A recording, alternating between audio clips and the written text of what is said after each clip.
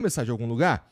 Então vamos começar do... Vai. Cara, eu ouvi falar que passou um espírito maldito lá na Península Ibérica e acabou... Não, foi uma explosão solar, na verdade. Explosão solar. O pessoal tá falando de tudo, né, cara? E aí acabou a energia, deu uma merda gigantesca, um apagão geral. Deu. Que... Eu sei o que aconteceu porque eu vi você explicando aqui mais cedo. Mas, cara, assim... Tem uma... Na verdade, a gente imagina o que aconteceu, não é? O pessoal ainda não deu a causa, assim, oficialmente falando, né? Mas a própria, vamos dizer, Enel de lá, já falou que muito provavelmente é. O problema é que hoje de manhã, quem acompanhou o noticiário acordou com essa notícia que estava um apagão geral ali, principalmente na Península Ibérica, Espanha e Portugal, né? E logo principalmente saiu. Significa que deu em outros lugares também? Não, acho que pegou um pedaço da França também, se eu não me engano, entendeu? Eu ouvi no rádio. É porque são as linhas de tensão, né? Para onde elas vão ali vai caindo tudo, né? No primeiro momento chegaram a falar que era um ataque cibernético da Rússia, que a Rússia tinha feito um ataque para parar a Europa por causa da guerra lá da Ucrânia com a Rússia e tal, não sei o quê. Depois vieram e falaram assim, caramba, não, mas pode ser uma explosão solar, porque explosão solar pode fazer esse tipo de coisa. Então vamos primeiro falar isso.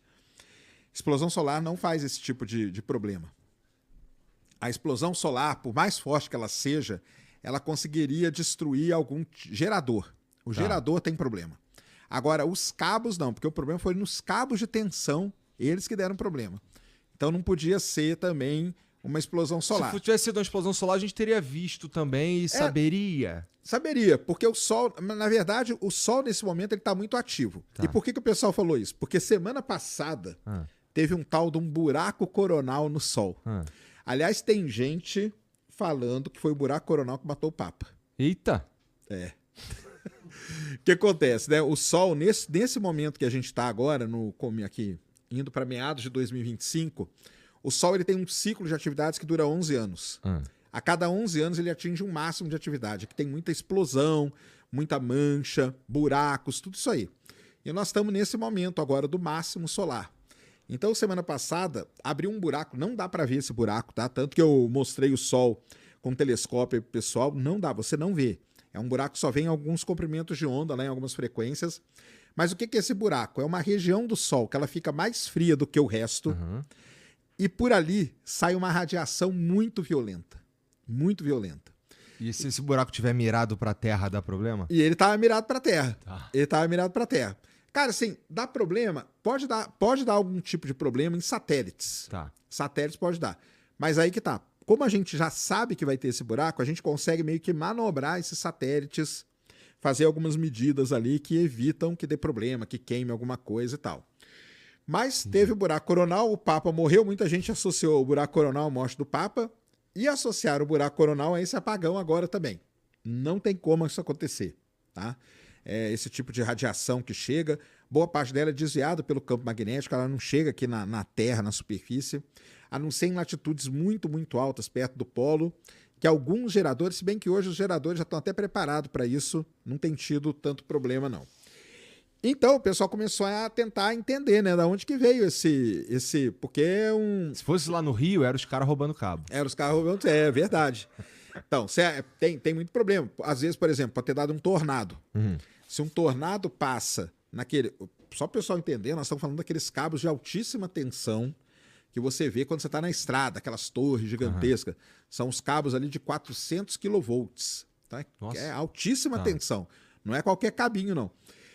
Mas, por exemplo, tornado pode fazer isso. Se passou um tornado na região e ele torce aquelas torres lá, arrebenta tudo, aí é apagão. A gente sabe que não foi o tornado. A gente sabe que não foi tornado, não tinha tornado na área, o pessoal investigou lá e viu que não tinha nenhum cabo. Então, qual é a explicação mais provável, vamos dizer assim, para o que aconteceu ali?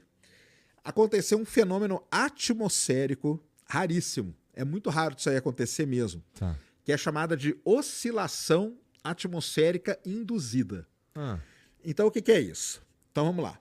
Todo material, pessoal, tem uma vibração natural. Essa mesa aqui tem uma vibração natural dela. As moléculas aqui, elas estão vibrando. Se eu colocar alguma coisa aqui em cima da mesa que vibre na mesma frequência que essas moléculas, a mesa começa a entrar em ressonância, que a gente fala. Ela vai começar a vibrar louco, talvez ela até arrebente no meio. Entendi. Esse exemplo é famosíssimo em viadutos. Então tem um caso muito famoso lá nos Estados Unidos, que você tem os vídeos, né, que mostra a ponte até fazendo assim, ó. Por quê? Porque ela entrou em ressonância, naquele caso foi com o vento. Bateu um vento ali, vibrou na mesma frequência que o material, que o concreto, entrou em ressonância, a ponte faz isso. Muitas vezes... Interessante. Isso aí é uma parada que vale a pena parar para entender legal, porque é muito interessante isso aí. Mas eu não sei se você já viu isso. Às vezes às vezes quando você está preso no trânsito, você já sentiu o chão tremendo? Então. Sim. Isso aí. Tem muitos lugares que o pessoal pede para desligar o carro. Por quê? Porque o motor do carro vibrando ali pode fazer com que um viaduto desse entre em ressonância.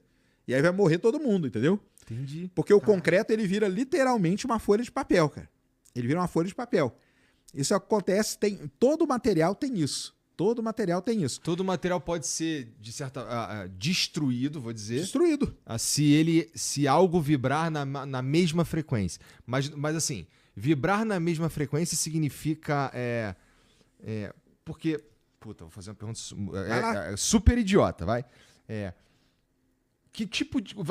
som é o quê? Não, se bem que você falou que vento também. Vento, calor, variação de temperatura, som. O exemplo todo mundo conhece. Aquele cara que quebrava a taça com o grito. Aquilo lá é ressonância. Você começa a gritar perto da taça até que a frequência do seu grito coincida com a frequência de vibração natural da taça. Ela quebra, ela explode. Ela explode. Então é isso. Maneiro. O cara, ele sabe... experimento pra você fazer em casa, todo mundo. Ó. Pega uma taça, enche ela de água, passa o dedo em cima, ela vai fazer um apitinho. Essa aí é a frequência natural dela. Grita nessa mesma frequência do lado dela pra você ver. A taça vai explodir na sua cara. Usa um óculos pra não te... Ela explode na sua cara, é verdade, cara. Então assim, é um negócio difícil de fazer? Não é. Se você tem um controle bom da voz, você consegue vibrar na mesma frequência ali, porque aquilo ali é uma nota musical, na verdade. Você tira aquela nota, sei lá, 430 kHz, sei lá, 280. Cada material tem a sua frequência natural. E esses cabos aí, eles entraram em ressonância por causa de quê? Então, eles estão falando que é por conta da temperatura que estava ali no interior da Espanha. A temperatura ali está altíssima no interior da Espanha. E de noite não é tão quente assim, mas de dia está muito quente. Essa variação muito grande de temperatura, aí o que aconteceu com o cabo foi o seguinte: você tem o cabo lá, tá aqui, ó, cabo aqui de alta tensão. Aqui, ó, pertinho do cabo, por conta dessa grande variação de temperatura, os átomos aqui acabaram ionizando o ar ao redor do cabo aqui. Então é como se tivesse feito um outro cabo aqui em volta de coisa que a gente não vê, entendeu? Que é esses átomos ionizados. E esses átomos aqui começaram a entrar em ressonância com essa variação de temperatura. E aí os cabos de alta tensão começaram a vibrar. E aí a gente não sabe se o sistema tem algum sistema de shutdown automático quando isso acontece. Normalmente tem, entendeu? Ou se arrebentou em algum ponto lá e aí vai caindo tudo que está ligado naquilo. Entendeu? E isso vira um problema gigantesco lá na Europa, lá na Península Ibérica, porque os caras não estão preparados para isso.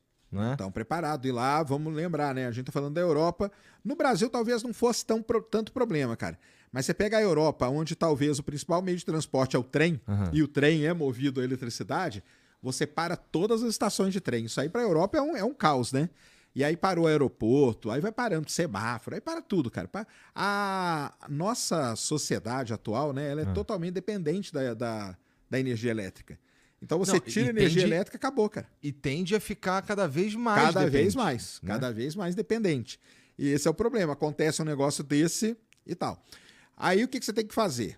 Dá pra conter isso? Dá. Você vai nesses cabos aí e nas torres ali você instala tipo uns amortecedores. Porque aí ele vai começar a vibrar, o amortecedor vai compensar aquilo ali e não entra em ressonância e não arrebenta tudo. Entendeu? Entendi. Então isso dá pra fazer. Aqui no Brasil, que você pega lá em Itaipu, da onde que sai a linha principal, por exemplo, não sei se já andaram aí pelo interior do Paraná, interior de São Paulo, você vê esses cabão de alta tensão gigante aí. Aqui no Brasil eles têm uns negocinhos ali para proteger. Entendi. Porque a gente sabe que, por exemplo, no interior de São Paulo, onde passa isso, pode fazer um calor extremo. Sei lá, um dia pode fazer 40 graus, entendeu? Já acontece nesse verão aí, aconteceu. Então tem que estar preparado. O problema é que a Europa não estava assim, né? A Europa ela não experimenta calor tão extremo assim. E está experimentando agora. Então foi isso. Aparentemente, muito provavelmente, isso aí quem disse, nem sou eu que estou inventando não, viu, pessoal? Vocês entrarem aí, vocês vão ver que a rede, a Enel de lá, que eu esqueci o nome dela, eles falaram que foi isso que aconteceu. Porque eles têm como investigar também, né? Eles saem lá voando hoje com drone, com qualquer coisa, eles vão seguindo a linha. E, cara, não teve tornado, não tá nada contorcido, não tem nada comido, não tem nada derrubado. Aí vão lá ver, tem uns cabos no chão. Porrada de cabo arrebentado só. Aí é isso, entrou em ressonância. Nossa, que merda. Então, ressonância é o problema. O Starship, que é o foguete do Elon Musk, qual que é o problema que ele tá tendo hoje? Ressonância. É ressonância. O que tá acontecendo? Quando o Starship ele separa, os motores dele vibram pra caramba, né? Imagina, né? Que o motor de foguete. Ele começa a vibrar na mesma frequência do material do foguete. E aí tá arrebentando o tanque dentro, tá vazando combustível, tá acontecendo um problema. Um problema que aparentemente é básico, né? Mas não é tão básico assim. É muito complicado isso aí. Então o pessoal da engenharia civil conhece muito bem, o pessoal da engenharia mecânica conhece muito bem.